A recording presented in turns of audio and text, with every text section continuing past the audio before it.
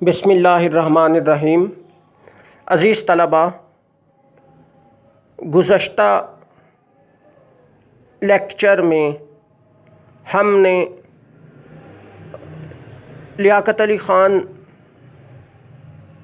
کے دور وزارت کے اہم واقعات کا کوشچن شروع کیا تھا اور میں آپ کو پاکستان کے دفاع کو لاحق خطرات کے حوالے سے لیاقت علی خان کی حکومت کی تیاریوں اور رد عمل کے ٹاپک میں بتا رہا تھا کہ لاہور میں منعقد ہونے والا یہ ایک بڑا جلسہ عام لاہور میں منعقد ہوا، جس جلسہ عام میں لیاقت علی خان نے بحیثیت وزیر اعظم تقریر کرتے ہوئے پاکستان کے دفاع کا عہد کیا اور پاکستان کے مضبوط دفاع کی علامت کی حیثیت سے فضا میں اپنا مکہ یعنی ہاتھ کا مکہ بنا کے فضا میں لہرایا اور پاکستان کے دفاع کی یقین دہانی کرائی۔ یہ مکہ بہت زیادہ مشہور ہوا اور تاریخی حیثیت اختیار کر گیا۔ لیاقت علی خان کی، جن کو قائد ملت بھی کہا جاتا تھا، یہ تقریر اور ان کا یہ عہد بہت زیادہ مشہور ہوا اور اس کا خاطر خواہ نتیجہ نکلا کہ آہستہ آہستہ ہندوستان کی فوج سرحد کے قریب یعنی پاکستانی سرحد کے قریب سے واپس جانا شروع ہو گئی، اور فوری خطرہ جو تھا وہ لیاقت علی خان کی اس جرأت مندانہ تقریر کے بعد فوری خطرہ اس طرح سے ٹل گیا کہ ہندوستان کو اندازہ ہو گیا کہ پاکستان پر اگر حملہ کیا گیا تو پاکستان اپنے دفاع کے لیے بھرپور طور پہ تیار ہے اور ہم لوگ پاکستان کو اس طرح سے فوجی طاقت سے دبا نہیں سکتے۔ اس دور میں پاکستانی سرحد کے تحفظ اور دفاع کے حوالے سے یہ بڑی ہی اہم نوعیت کا واقعہ تھا۔ نیکسٹ ہیڈنگ بنائیں،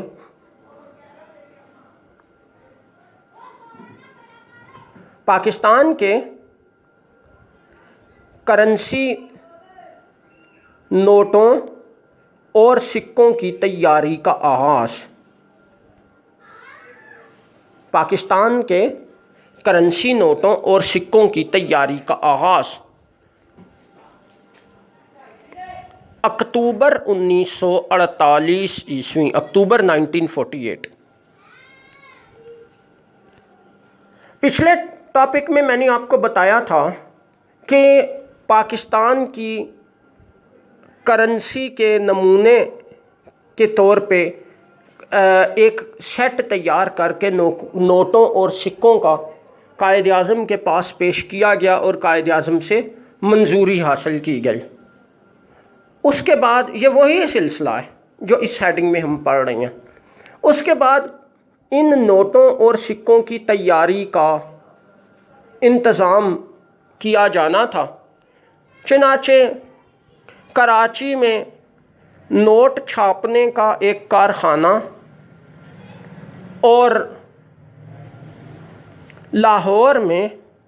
پاکستان منٹ کے نام سے ایک ٹیکسال بنایا گیا سکے بنانے کے لیے۔ ٹیکسال ایک ایسی، میں آپ کو یہ تھوڑا سا بتا دوں، ٹیکسال ایک ایسی فیکٹری یا کارخانہ ہوتا ہے جہاں پہ دھات کو پگھلا کر سکے بنائے جاتے ہیں، یعنی کرنسی والے سکے۔ جیسے موجودہ زمانے میں آپ 1، 2، 5 روپے وغیرہ کے سکے دیکھتے ہیں، یہ ان سکوں کی بات ہے، اس طرح کے سکوں کی، یعنی کرنسی کے سکوں کی، اس کو ٹیکسال کہتے ہیں، اس طرح کے کارخانے کو۔ یہ کارخانہ لاہور میں قائم کیا گیا اور اس کا نام پاکستان منٹ رکھا گیا۔ ان دونوں کارخانوں کا، یعنی کراچی میں جو نوٹ چھاپنے اور لاہور میں سکے بنانے کا جو کارخانہ قائم کیا گیا، ان دونوں نے اکتوبر میں اپنی پیداوار کا آغاز کر دیا، اکتوبر 1948 میں، اور اس طرح پاکستان کا اپنا روپیہ اور اپنا سکہ جو تھا یہ مارکیٹ میں آ گیا۔ اب اسی سے متعلقہ ایک اور واقعہ تھا جو بہت اہم تھا کہ آہستہ آہستہ اقتصادی شعبے میں پاکستان ترقی کرنے لگا، اور پاکستان کے اپنے نوٹ کی تیاری کے بعد اب جو پرانے کرنسی نوٹ تھے وہ آہستہ آہستہ ختم ہو گئے۔ اس زمانے میں بہت سی کرنسیاں، یعنی بہت سے ملکوں کی کرنسی، برطانیہ کی کرنسی پاؤنڈ سٹرلنگ کے ساتھ ملائی جاتی تھی یا ان کا موازنہ کیا جاتا تھا۔ جیسے موجودہ زمانے میں ڈالر ہے، امریکن ڈالر، تو پاؤنڈ سٹرلنگ جو برطانیہ کی کرنسی ہے، موجودہ زمانے میں بھی اس کا یہی نام ہے، اکثر دنیا کے اکثر ملکوں کی کرنسی کا اس کے ساتھ موازنہ کیا جاتا تھا، یعنی اس کو ایک طرح کی عالمی کرنسی کی حیثیت حاصل تھی۔ بین الاقوامی طور پہ یہ کچھ عرصہ بعد کی بات ہے، یعنی لیاقت علی خان کے دور میں سکے اور نوٹ چھپنے کے کچھ عرصہ بعد کی بات ہے۔ بین الاقوامی طور پہ بہت بڑا مالی بحران آیا اور دنیا کے اکثر ملکوں نے اپنے سکے کی، اپنے یعنی جو ہے وہ اپنی کرنسی کی مالیت میں کمی کر دی، حتیٰ کہ برطانیہ کا پاؤنڈ سٹرلنگ بھی گر گیا، اس کی ویلیو بھی، اس کی قدر بھی کچھ کم ہو گئی۔ ہندوستان نے بھی اپنے روپے کی قدر میں کمی کر دی۔ لیاقت علی خان نے پاکستان کے روپے کی ویلیو یا قیمت کم کرنے سے انکار کر دیا۔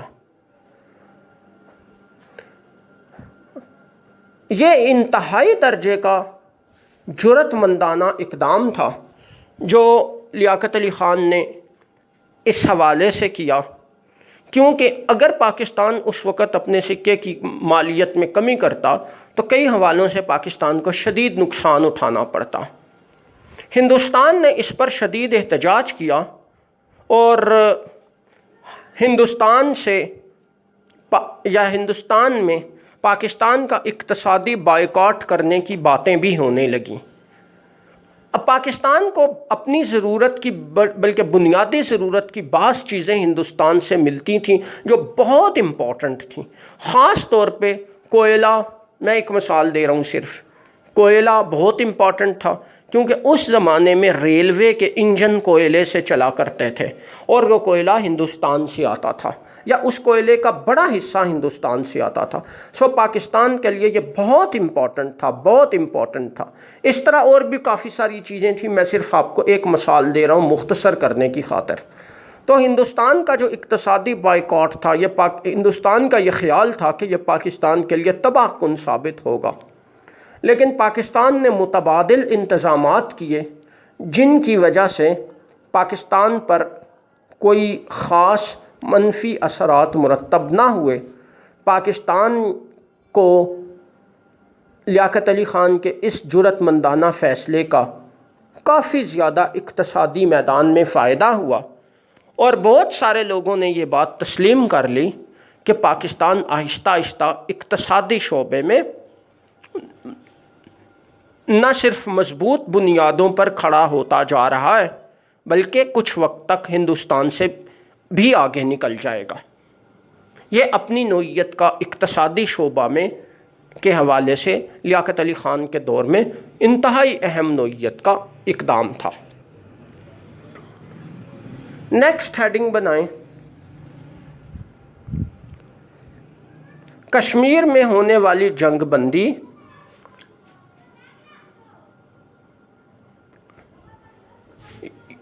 یکم جنوری 1949 عیسوی۔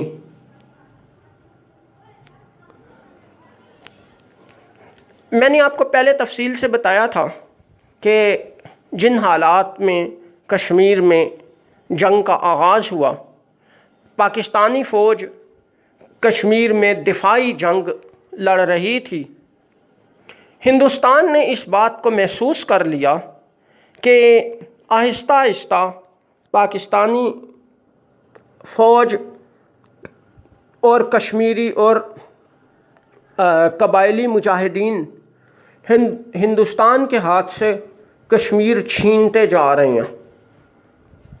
اب ان حالات میں ہندوستان نے خود اقوام متحدہ میں کشمیر کا مسئلہ پیش کیا اور یہ وعدہ کیا کہ اگر پاکستان کشمیر سے اپنے مجاہدین کو نکال لے اور کشمیر میں پرامن حالات قائم ہو جائیں تو ہندوستان کشمیر میں استصواب رائے کرائے گا اور کشمیر کے عوام کی رائے کے مطابق اس مسئلے کا یعنی کشمیر کے الحاق کا فیصلہ کیا جائے گا۔ استصواب رائے کے متعلق میں آپ کو پہلے بھی بتا چکا ہوں، جیسا کہ صوبہ سرحد میں استصواب ہوا تھا، ہم ڈسکس کر چکے ہیں تقسیم ہند کے حوالے سے۔ مختصراً میں آپ کو رپیٹ کر دوں کہ استصواب ایک اس طرح کا انتخاب ہوتا ہے کہ جس میں عوام سے کسی بات کے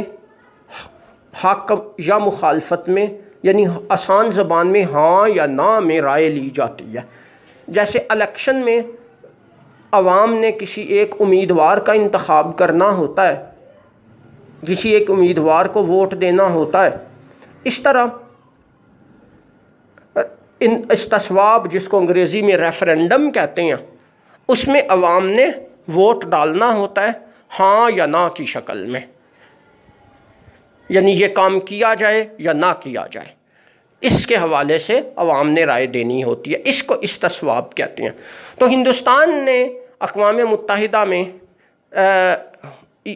یہ رائے قائم کی، اس پر اقوام متحدہ نے اس مسئلے میں مداخلت کا آغاز کیا اور اقوام متحدہ کی مصالحتی کوششوں کی وجہ سے یکم جنوری 1949 کو کشمیر میں کی ریاست میں جنگ بند ہو گئی اور موجودہ لائن آف کنٹرول وجود میں آ گئی۔ یہ ایک دفاعی حوالے سے بڑا اہم نوعیت کا اقدام تھا یا واقعہ تھا جو کہ لیاقت علی خان کے دور کے ابتدائی زمانے میں ہی میں پیش آیا۔ اس کی مزید ڈیٹیل ہم آگے چل کے مختلف ٹاپکس میں پڑھیں گے۔ نیکسٹ ہیڈنگ بنائیں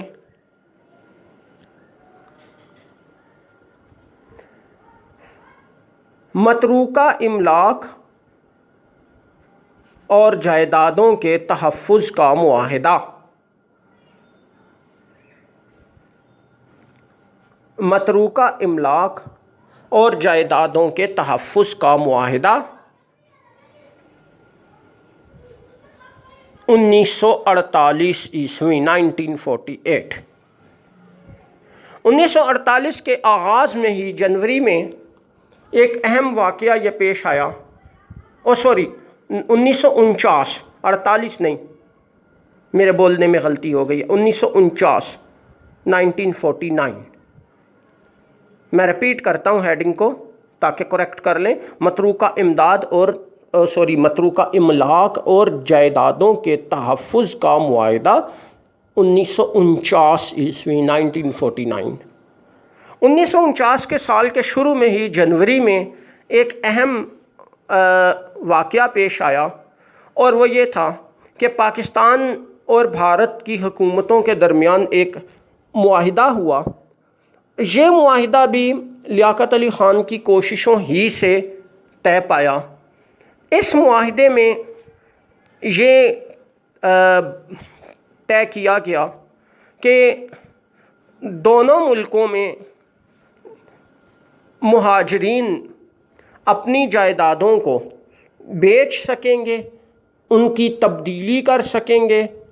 اس کے علاوہ جو جائیداد